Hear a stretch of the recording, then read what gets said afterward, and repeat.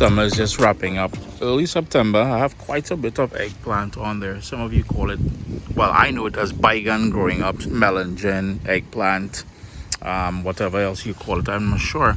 But back in 2009, I shared a couple of recipes with you all. And first of all, it was curry baigan with aloo, which is eggplant with potato. And I did a stewed version. So what I'm going to do, since those recipes are so old, like even the branch, like if you notice here, starting to fall down with the weight of it. I didn't support it to the stake here, but it's time to wrap it up. So I'm gonna grab those eggplant. I'm gonna grab a couple tomatoes as well. You can see we've got some tomato all up in there. We've got some Scotch bonnet pepper in here and some habanero. Like, look at the habanero. The habanero is doing beautiful, boy. Just look at that. But we're gonna pick a few things.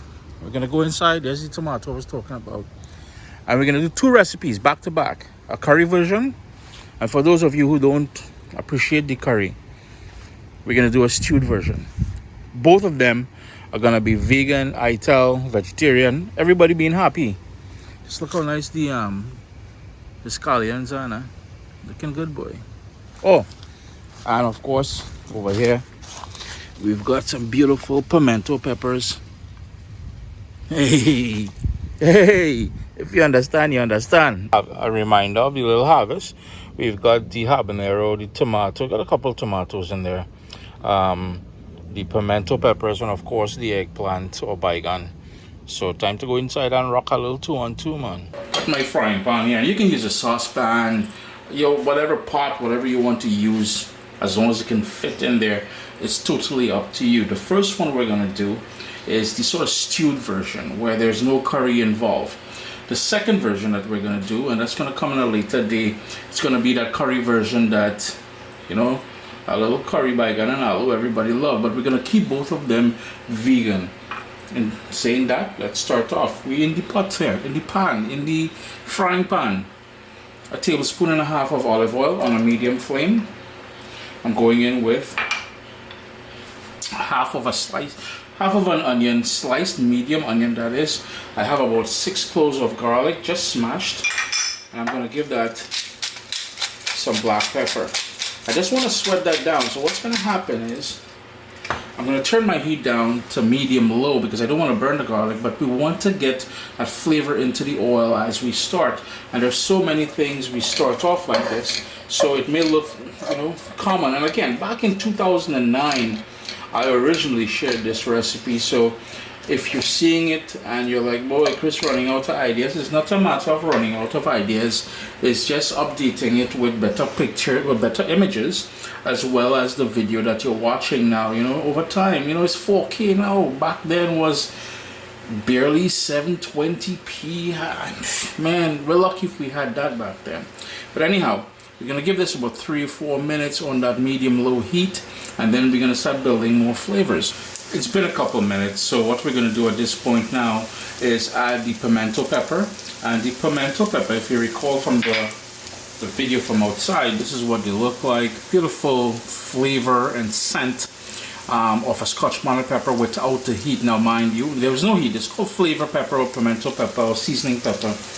If they're grown in really close proximity to Scotch bonnet or habanero, any spicy pepper, cross-pollination happens and you will end up with a spicy pimento pepper. That's just the nature of pollination.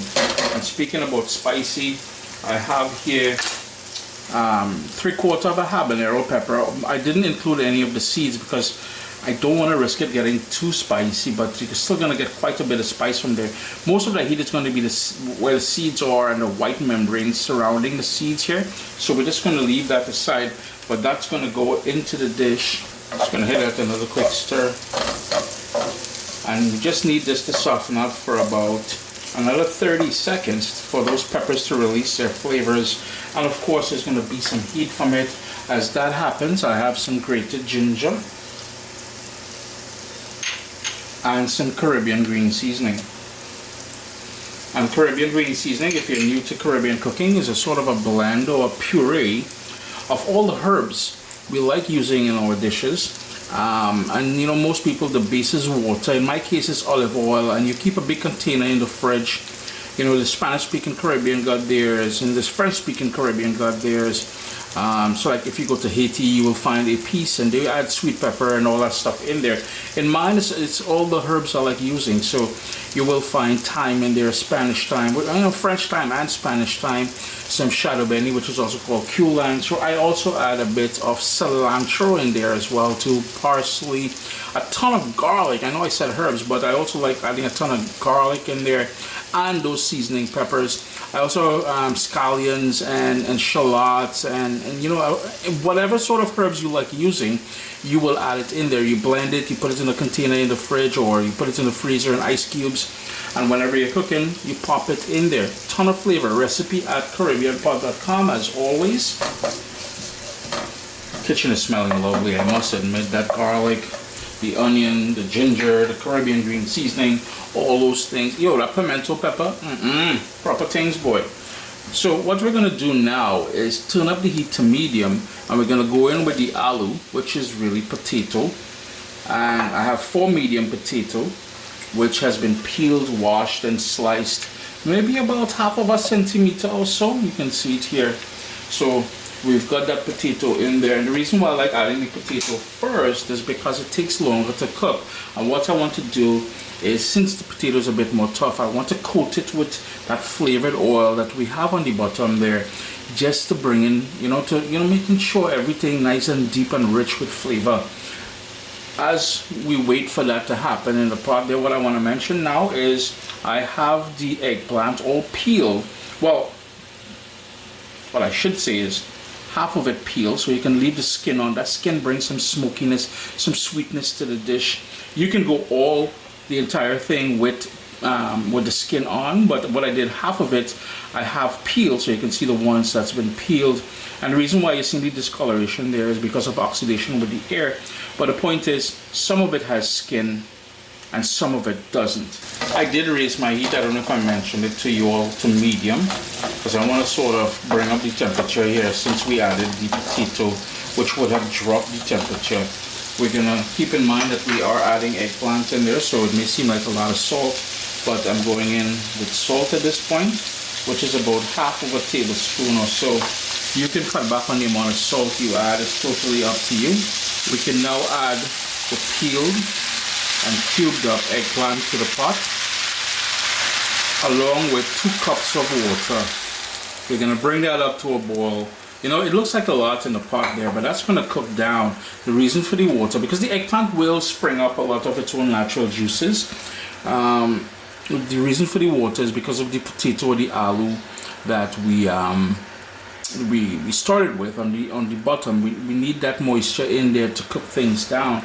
So what I'm going to do now is, being a bit gentle, just going to tuck everything down. You can put a lid on here to bring it up to a boil, but I will not, because as you notice, I don't have room. But that eggplant is going to cook down. I'm not fearful of not running out of room here. So bring it up to a boil, then reduce it to a sort of a rolling boil simmer, and you're pretty much done. You know, later on, in about 10-15 minutes, I have the chopped tomato, you know, those tiny Roma tomatoes from the backyard. We're going to add that to bring in some acidity and balance to things. And the color, I mean to say, the color, man, we eat with our eyes. Spend about 12 minutes on that sort of boil that you're seeing there.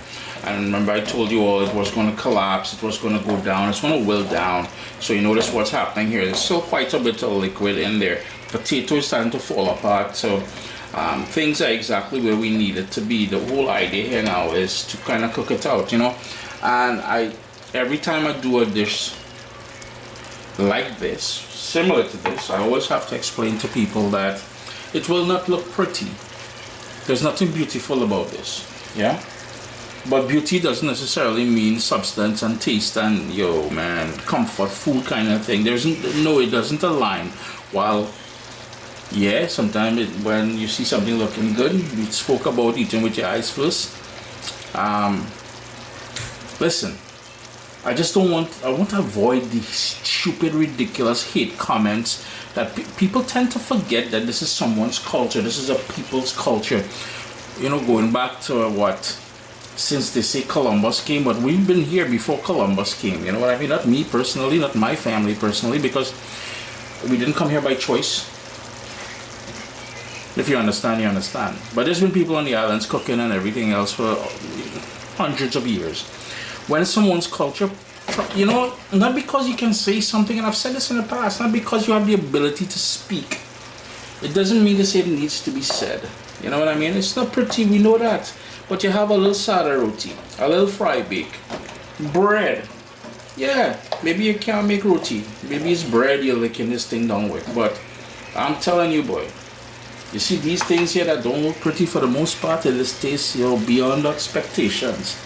So what I'm going to do now, I want to add the tomato. I know I went on there because, you know, I take this very personal. It is my culture, it is how I grew up, it is everything about who I am. I am a son of the Caribbean soil, so I try to represent with pride and everything else. Tomato in there. That is just going to brighten it up a little bit, the bitter acidity and stuff like that. We're going to continue cooking this for another 10-15 minutes. Everything's going to come together nicely.